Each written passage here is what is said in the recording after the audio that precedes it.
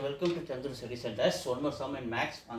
The length and breadth of a rectangle are in the ratio of 4:3. Length and breadth. This is 4x, 3x. Respectively. And its area is 1728 meters squares. Area is 1728 meters squares. Find the perimeter of the rectangle. Find the perimeter of the rectangle. Okay, ba? Length into breadth.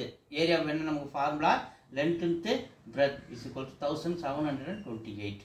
This is 4x, this is 3x. Length into breadth. 4x into 3x substitute பண்றோம். 1728. 4 into 3 12 x square is equal to 1728.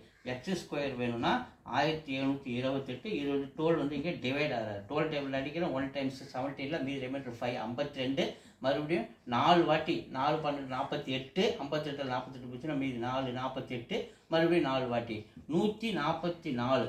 x square is equal to 144 னா x ஓட value 12. ஏனா 12 square 144.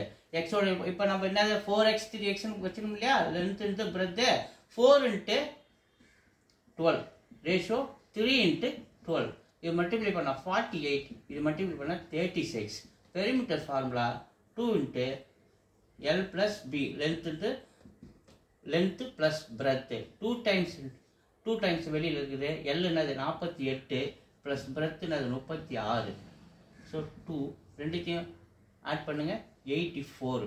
so 2 ஆல multiply பண்ணுங்க 8 8 into 16 168.